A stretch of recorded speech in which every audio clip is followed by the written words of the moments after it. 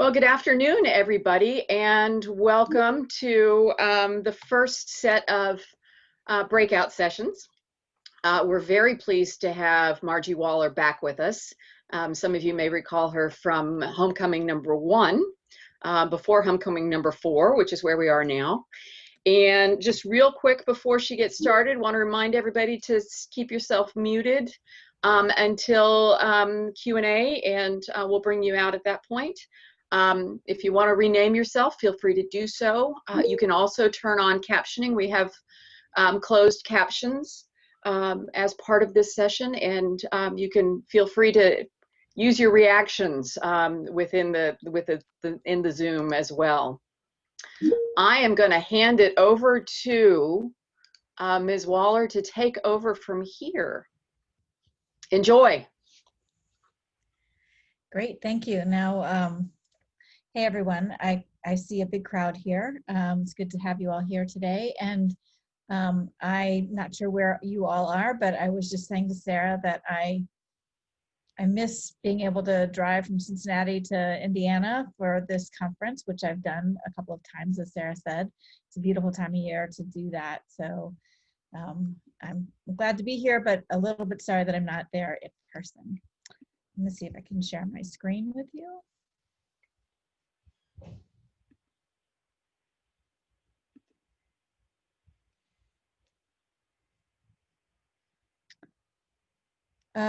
Does that look right?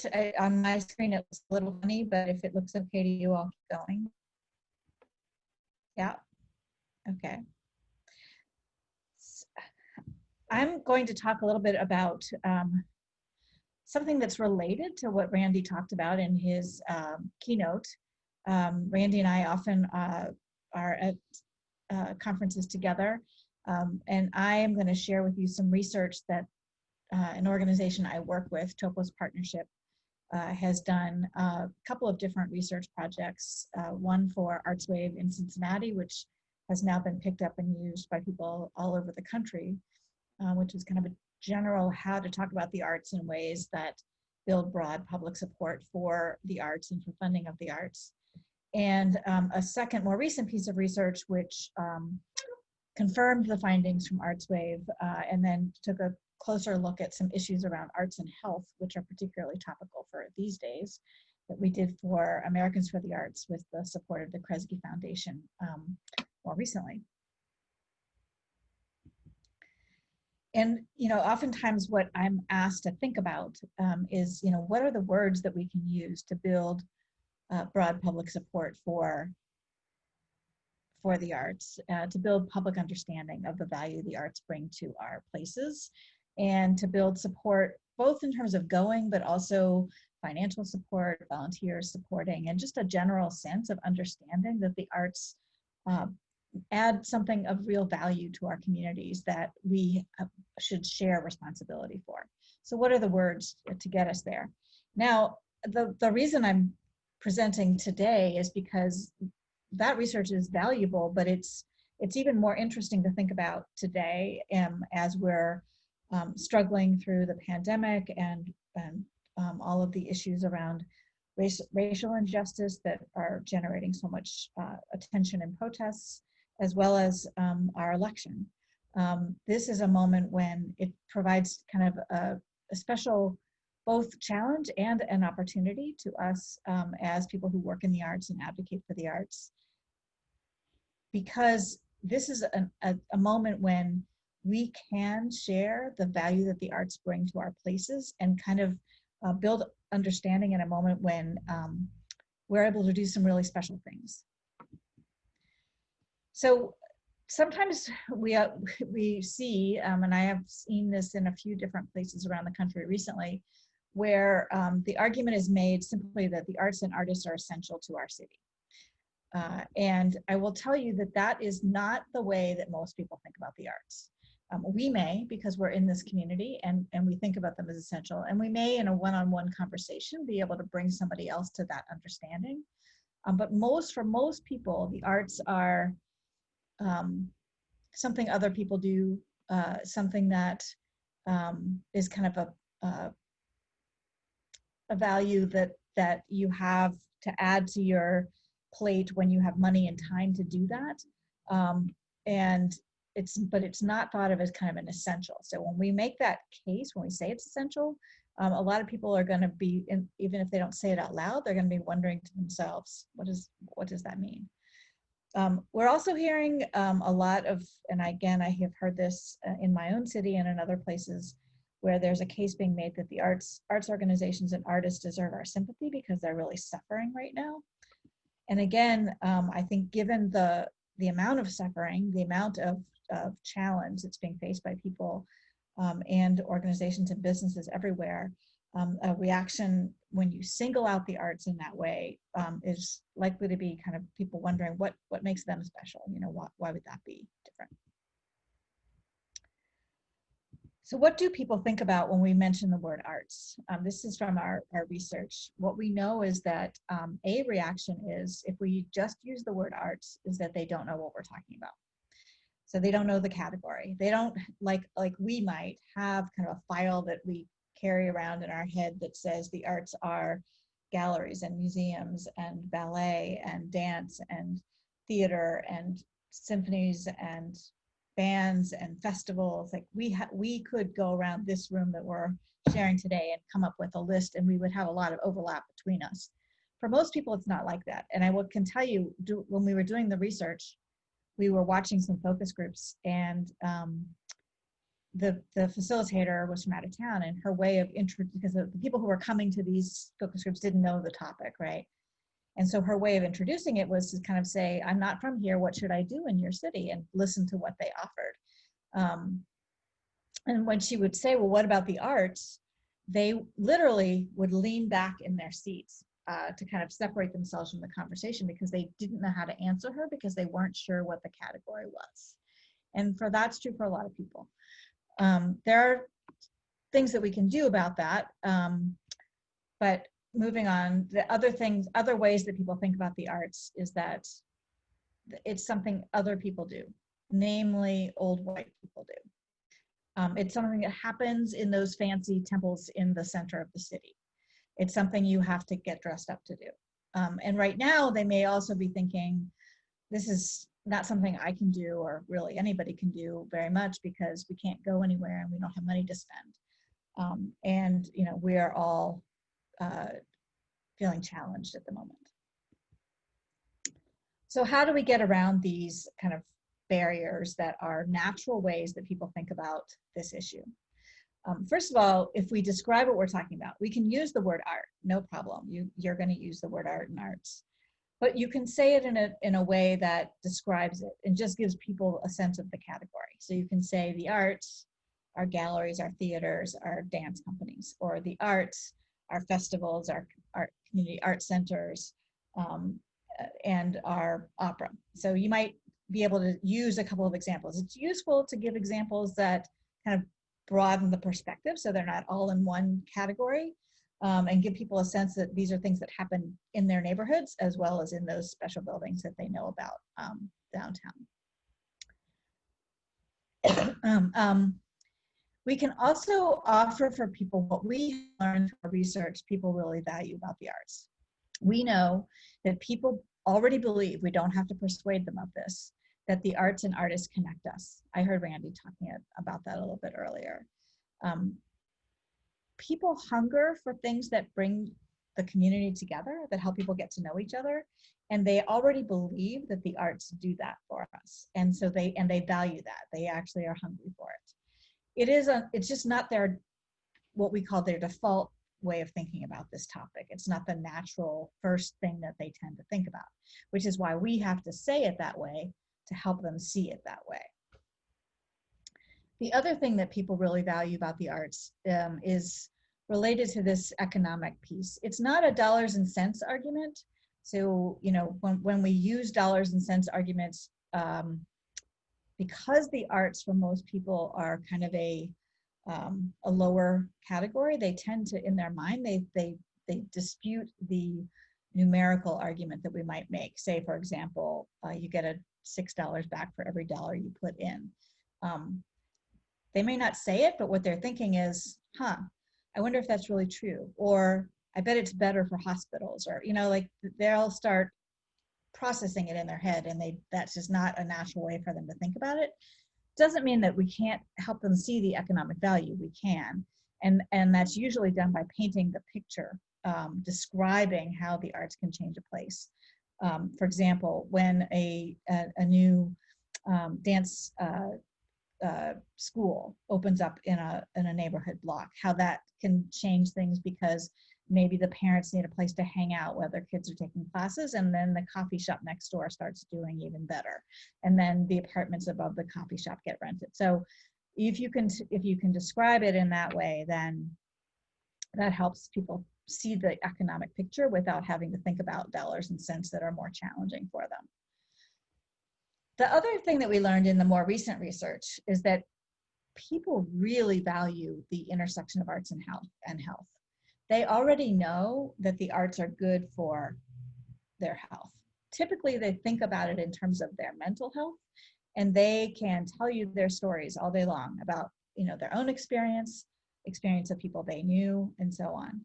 What is more surprising to them is that the arts can be good for their physical health and for community health. And so when we talk about the arts and health, it's helpful to emphasize those things, as well as to offer this kind of a statement about doctors prescribing arts for our health. That is creates that aha moment for people, which is a kind of classic communications tool, is that you want people to see things in a new way and connect the dots in a new way. And that statement we found really moves in that direction. I noticed in our paper here in Cincinnati just yesterday, they were describing a new program at one of our hospitals where they're having a kind of a music option for people to listen to music while they're in the hospital or while they're getting a treatment in the hospital. And it was written up almost exactly this way, which is just super helpful at the moment. So that's kind of the background and what the research found. And now I want to try to put it into some context of how we think about what we're losing and what we're creating at the same time in this really challenging moment. And I'm going to give you some examples. So we're going to lose this black and white screen and see some fun stuff.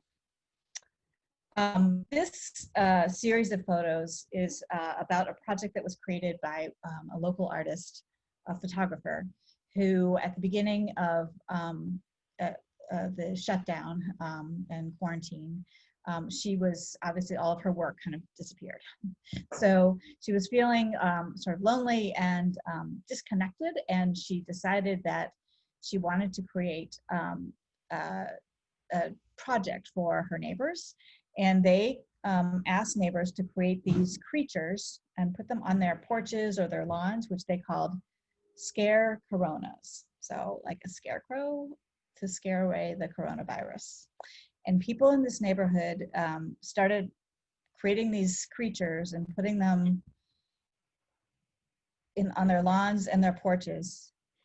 So many people did it that in the end they had to create a special map for people to see, to kind of go outside and walk the neighborhood in kind of a little scavenger hunt to find all of them. There were more than 200 in this one neighborhood by the time they were done. And this is literally just people taking things that they already had in their house. They were asked to, you know, they weren't really supposed to leave. There wasn't really anything open for them to go shopping. So they were just taking found items in their home and creating these scare coronas. This project was so successful and got written up so many places, it actually has traveled the world now. So it started out in one neighborhood, traveled across the United States, and then to several other countries. Now, this is the work of an artist, and thinking back to the language that we talked about a minute ago, at this time there wasn't really much economic activity happening at all, but it did provide the benefit of bringing people together in a safe way. So it gave families a way to get out and get some exercise walking around the neighborhood. So there's that healthy component, but also a way for neighbors to kind of recognize that they were all in this together and doing something together.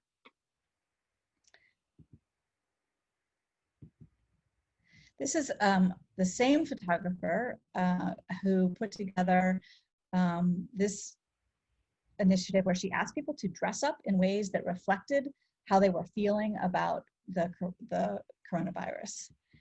And then she photographed them.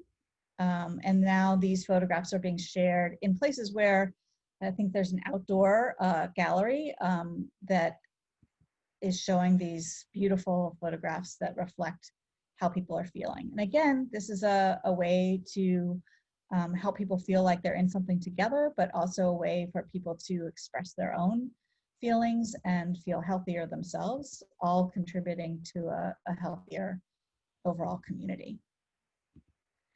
This particular photograph, I think, went international. This woman went into kind of a large grocery store and was photographed with her her special outfit that kept people at least 6 feet away from her.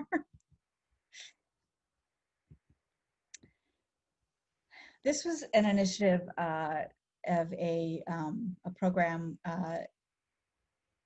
near one of the reservations and in the Dakotas, and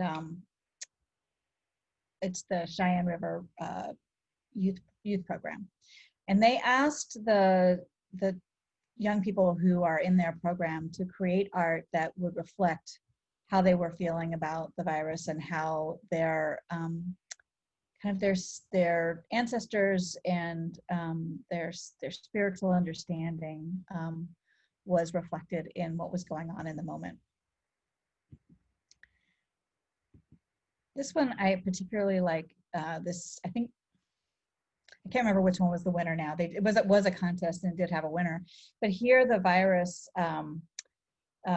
is sort of stopped by the ancestral spirits, which are keeping people apart from each other and therefore keeping them safe, which is reflected in the images that this young woman drew. So again, we're drawing on, in this case, drawing on, beliefs and ways of thinking about how we stay healthy as a community and reflecting that through our art, and feeling connected through this special contest that was created by the youth program. This is a dance group that put together a series of performances that were outside and were intended to support the Black Lives Matter movement and the protesters. And so it was both movement and spoken word.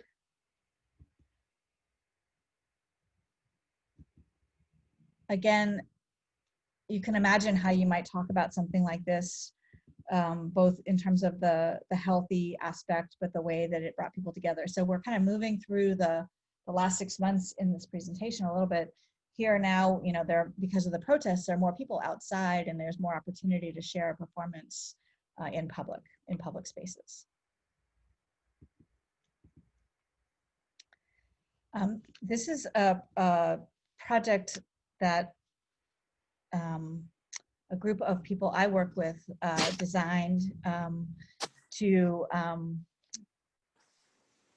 engage people in activities in their homes where they could co-create art together. The initial project started because some of us at the very beginning of the shutdown were aware that not everybody was getting the message of the importance of really staying home and not congregating outside in those first few weeks, and decided that what we thought would be useful would be to find a way to commission, basically make a grant to artists who would design something to our specs. And our specs were basically, has to be something you can do at home. You don't have to leave the home to get materials. And it has to be something that is co-creative and participatory, so people are actually making the art themselves. And we got a special grant and gave money to 4 different artists. 2 of those artists decided to create coloring pages, and the coloring pages shared the message, which was to stay home and save lives. And then we gave people instructions to post those coloring pages once they were complete in their windows so that it would share the message with friends and neighbors. The theory was kind of like, sometimes it's better to get the message from people who you share your home with or your neighbors rather than, from your governor, for example. So these two young women had colored those coloring pages and stuck them in their window. We did a second project, a similar set of coloring pages around the census. The city really needed help getting the word out about the census this year because of COVID, but also because of the short timeline.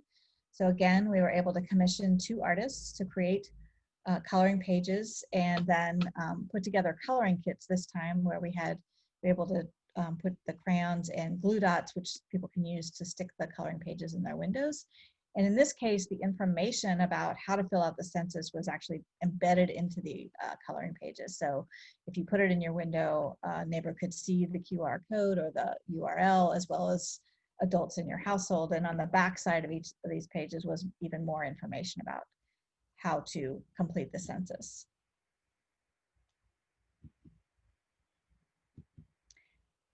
And again, they're the coloring pages in the wild. And then the final set of coloring pages we are still actively doing, which is about voting, how to safely vote during a pandemic. And again, we were able to invite 2 artists to create the artwork and then embedded the information about how to get the place that you have to vote or how to get a mail-in ballot or where to drop it off. All of that, and when the polling places are open, et cetera, is embedded into these pages, and there's even more information on the back.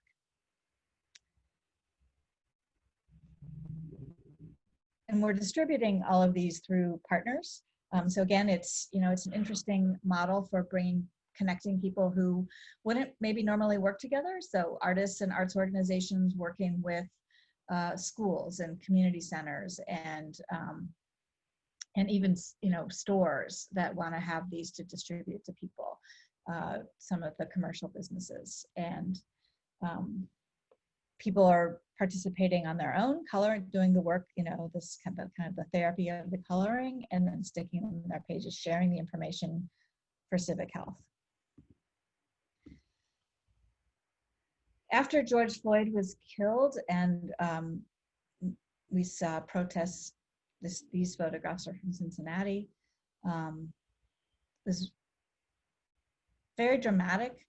The very next day, after several businesses had their windows broken, everyone was boarding up their windows immediately. But at the same time, they were also commissioning artists to create artwork on those boards.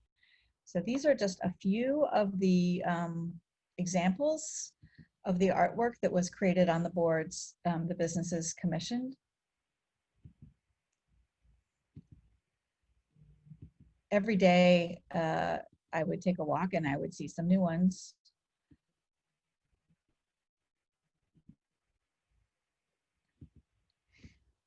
When the businesses got ready to take the boards off of the windows, another organization asked the businesses to contribute the boards to an event.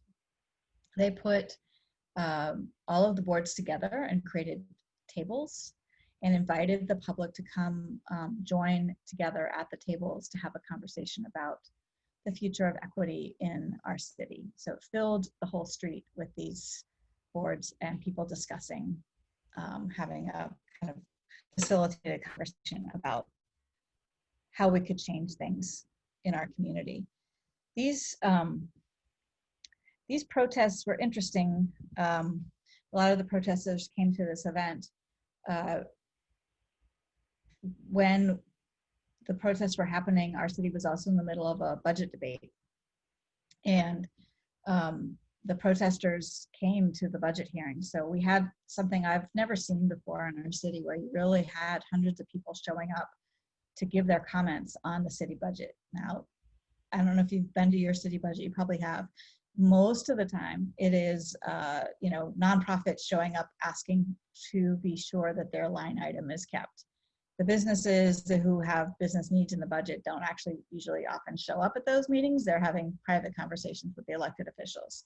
So it's not a very exciting moment. But this year, just literally hundreds of people came, and they were, of course, asking the city to defund the police. But what was fascinating to me was that they also worked together. Many of them spoke as artists, identified themselves as artists or as affiliated with an arts organization when they gave their testimony. And then they organized together to, all of them would say at the end of their presentation, no matter what else they were asking for, they asked for funding for affordable housing. And they recognized that as something artists need, but also other workers need in the community, and that it would benefit all of us to have more affordable housing in our place. So what's interesting to me about that is the way that the different parts of our community came together around one ask. And not only did they come together around a very specific ask, 25% of our tax increment financing should be dedicated to affordable housing in neighborhoods. And City Council passed that ask. It did pass. So all of this energy came together in a really interesting way that was not limited to artists and arts organizations. It recognized how artists and arts organizations and people who work in them are like other people who are suffering at this time, which I think is one of the most important things we can do is band together with others who are sharing the stress and show how the artists in particular are like other workers who oftentimes work part-time or work seasonally or work on a 1099 rather than as employees. I just think it's important as we think about how we talk about these issues to recognize that there's stress in this moment that needs attention. It needs some of the legislative responses that Randy was talking about from the federal level, and then some of the things that I know we're seeing in localities in the way of work programs for artists or grants to artists, work programs for gig workers, of which artists are often part of the group, part of that kind of labor market. So there's that, but then there's also how we think about all of that in the context of our long-term future. And that's why I think it's particularly critical to think about how we position the artists and arts organizations in this moment and take the opportunity to share with our community what artists can do for the community, how artists contribute to the community, how artists can work with people in other sectors, whether it's the health sector or the housing sector or even transportation. There are lots of ways that artists can be involved in that work to make our communities stronger and better. And they have a very creative way of doing that. And all of that can be shown and seen to the public right now in a way that it's just a huge opportunity. It's a missed opportunity, on the other hand, I think, if we just kind of appear and say, we're so poor right now, nobody's coming to our shows, and so you have to help us because we can't have shows. That might work with some narrow audience, but for most people it's going to feel like how can that be the highest priority? But if you can connect the artists and the arts organizations to things that benefit all of us, make our community stronger, help us in this moment, that's going to feel like a much stronger case.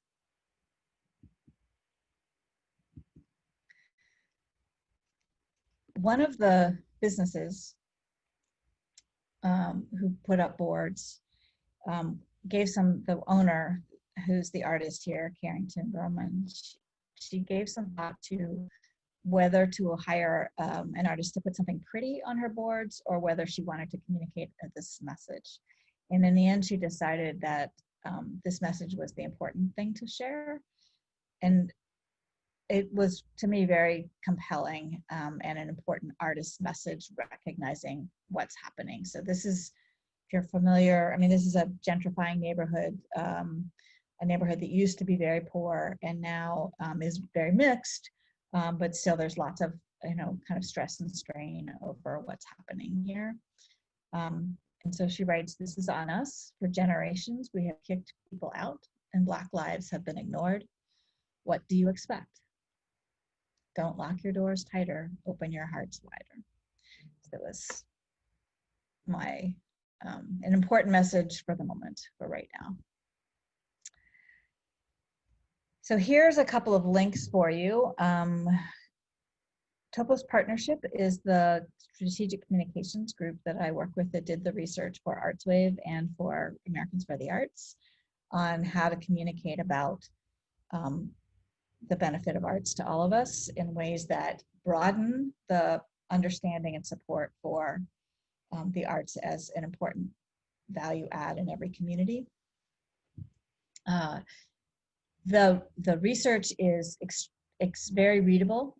It's not written as like an academic style report, and I think you'll find it interesting. To me, one of the most interesting things that is in these reports is some of the things that did not work and why they don't work. So sometimes messages that we think will work because we have a certain way of thinking about our own work and belief in it that doesn't translate for others. I'll just give you one example.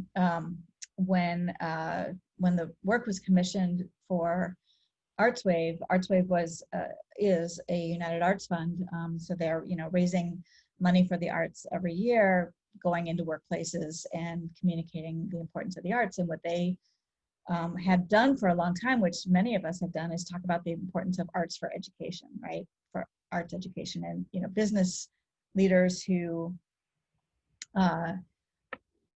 invite these campaigns into their workplace often find that a very compelling argument, but the public does not, and that is what we discovered in the research. And the reason is, when we talk about education, everybody has an opinion.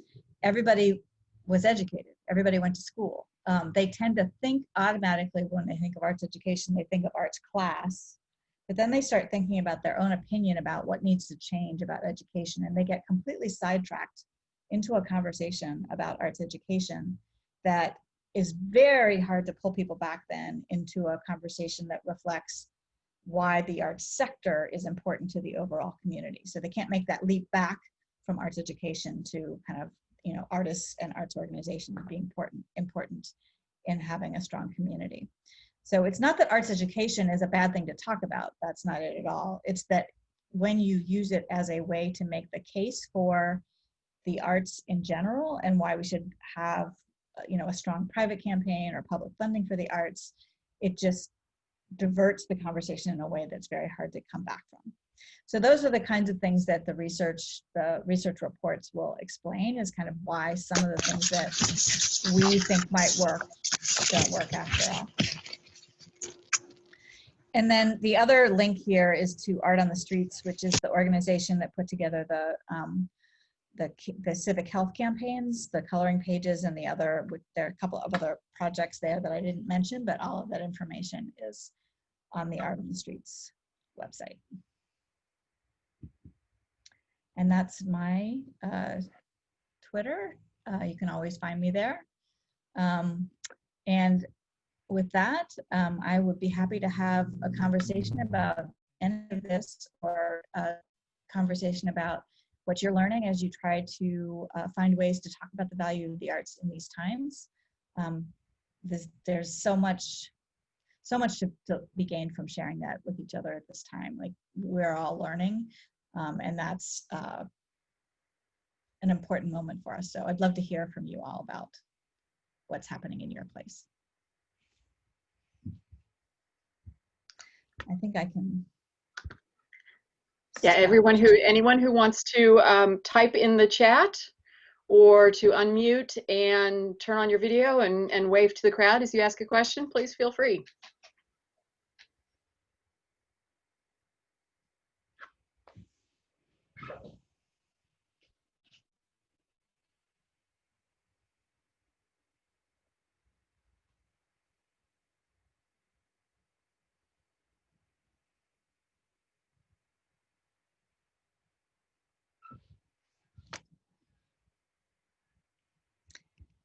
Sure, I'll put my Twitter in the chat here.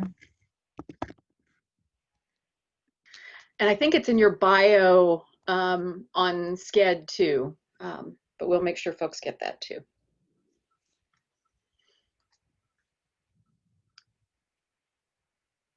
Oops, I didn't share that properly. Try that again. Got it. Okay. Thank you.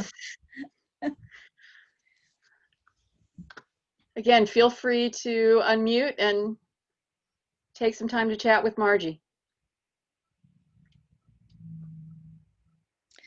I'd be super interested to hear the kinds of things arts organizations, your own or others in your community, are doing to kind of address some of these, the moment.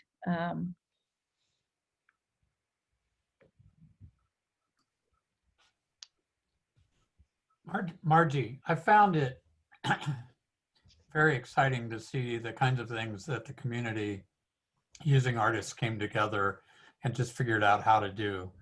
Do you think that that is going to be something that you're going to incorporate going forward, even though we'll be out of a pandemic at some point?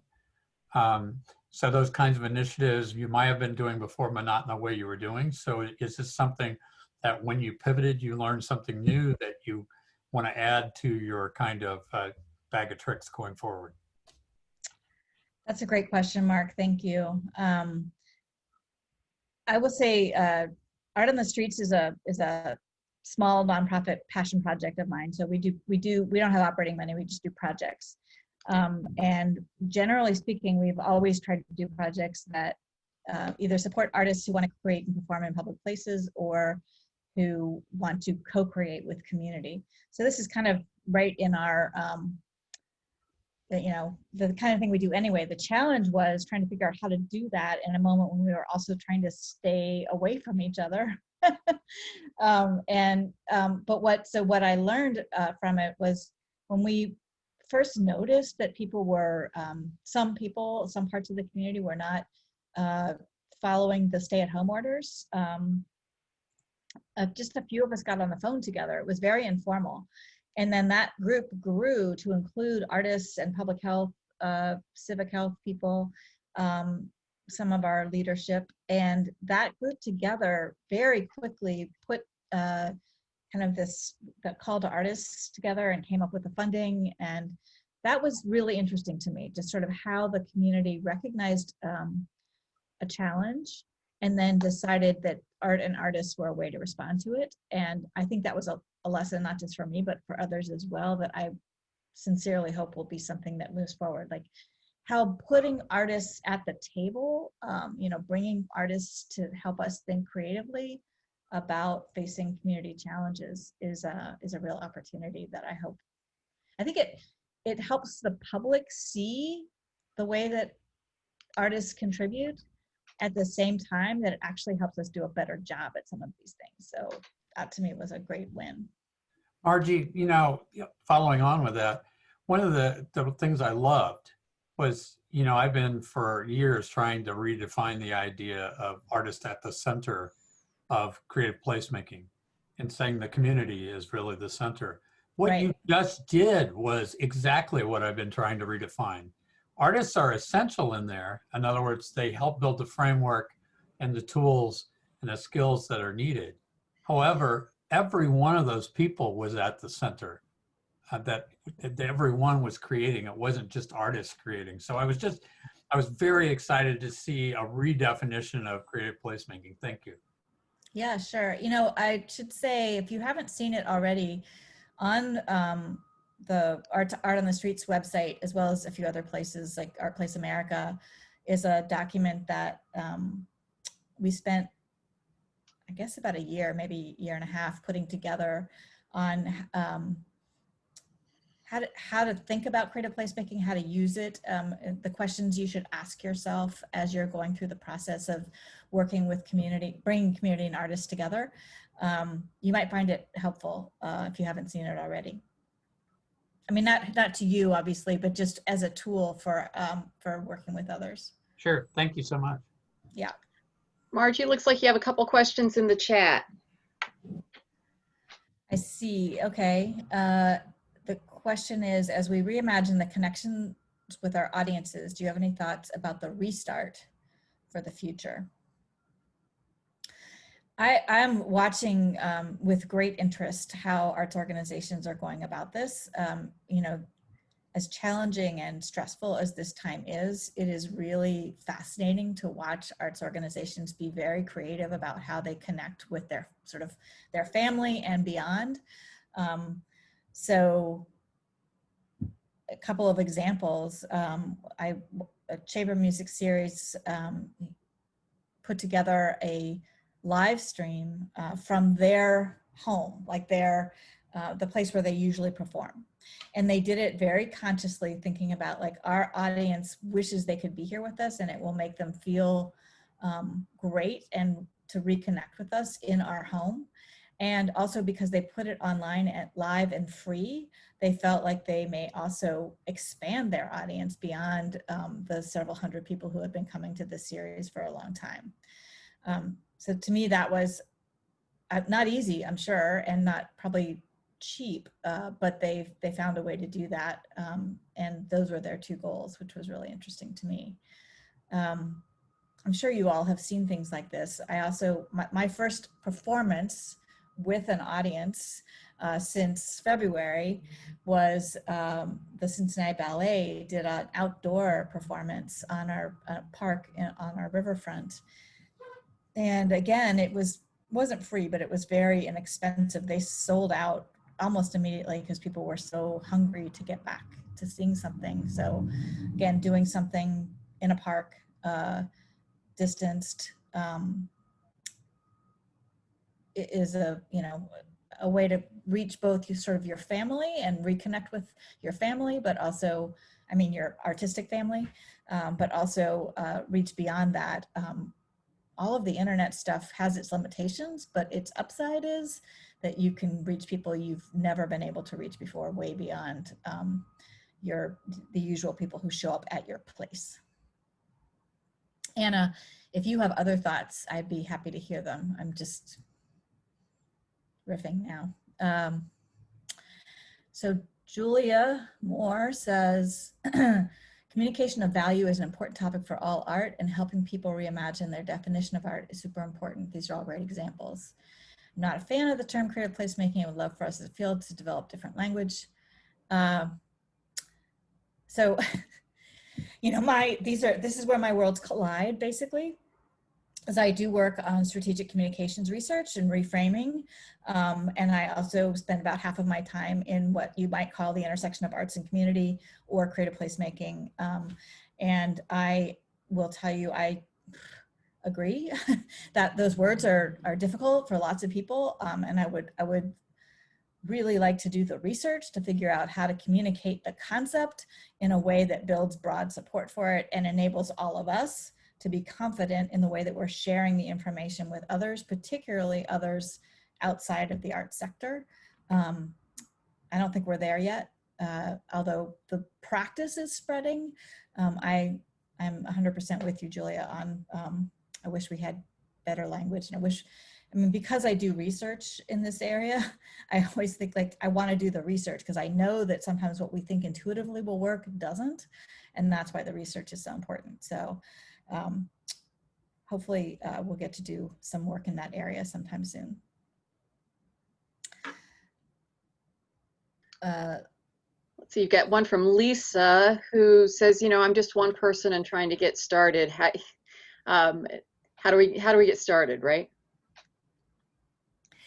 I'm not sure if she's talking about communicating or doing, but I think one of the lessons, that came out of this for me was that a single artist came up with the idea of the scare coronas and just shared it with a couple friends, and then it just spread like wildfire. So I do think it's possible for one person to do something that can move others.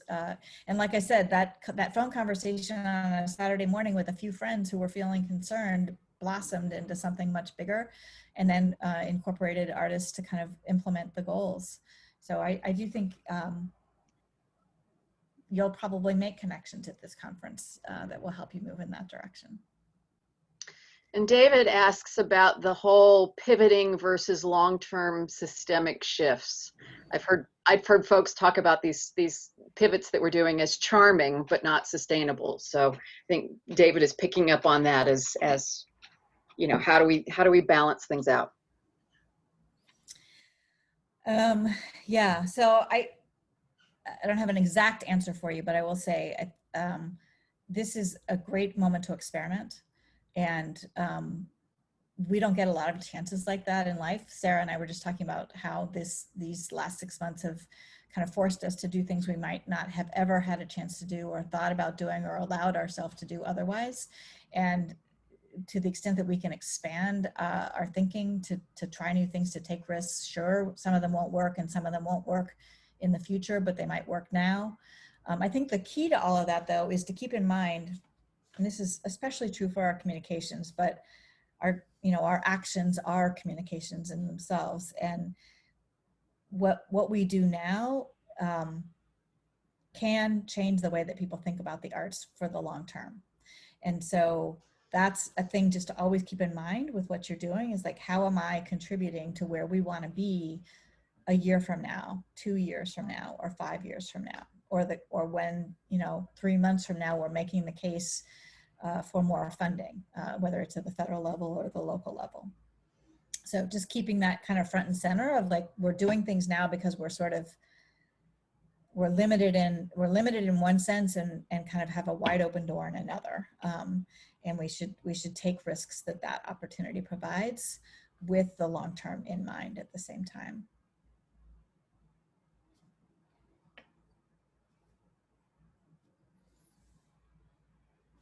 Others have answers to those questions? Because I'm not, I'm sure you all have some thoughts too.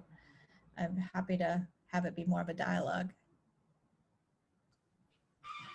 I think that, helping Lisa a little bit on some of those, the best way, through Julia Arts Council is a great way to begin to get connected to other artists quickly. And that's true in any city.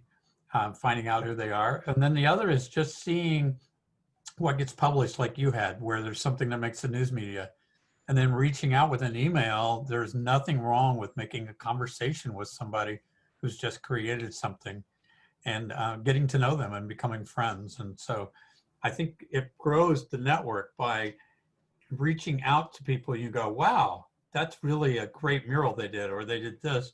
And you don't know who they are. You're new to the community. Don't wait for the community to come to you, but figure out how you can reach it. That's a great suggestion. I mean, I can't tell you how wonderful it is for me when somebody reaches out to me about, something that I am doing or something I did 5 years ago that they heard about. That's very rewarding to get those kind of contacts. So yes, definitely. I agree with Mark. Hey Bailey, since I know you, I'm going to call you out on your comment. Do you want to talk a little bit about what the Indie Arts Guide is for anybody who doesn't know? Yes, I was just getting ready to explain it in the chat. But the Indie Arts Guide is basically a database that's created and managed by the Arts Council. And so you can go in there and you can see every arts organization in Indianapolis and as many artists that have registered for it, anywhere from visual to music to, honestly, you'd be surprised at some of the stuff you can find in there. And if you're wanting like a ceramicist, you can search, female ceramicist and find exactly what you're looking for. So if you go to that website, you can definitely get connected. And then once you click on an artist profile page, you'll be able to see examples of their artwork and then also links to their websites, social media, email, how to contact them, all of that good stuff as well.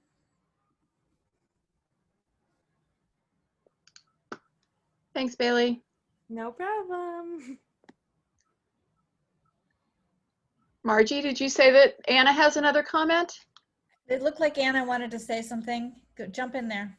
I was just going to mention, piggyback on that, if for Lisa to find, maybe look for some artists that you enjoy what they're doing and just ask them how they got started and how they got into it, and maybe if there's ways you can partner together. that was all I was going to say. So it was kind of said already. Thanks, Anna.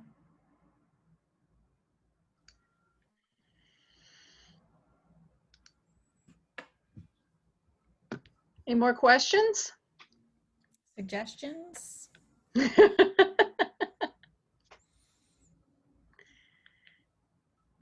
I really do feel like there's so much opportunity in this moment, and you know, it is a chance to take risks and try new things, try new tools, etc. So encourage you all to do that. And if you have questions about how to talk about it as you're doing it, or think about this pivoting, feel free to drop me a message on Twitter or on my website.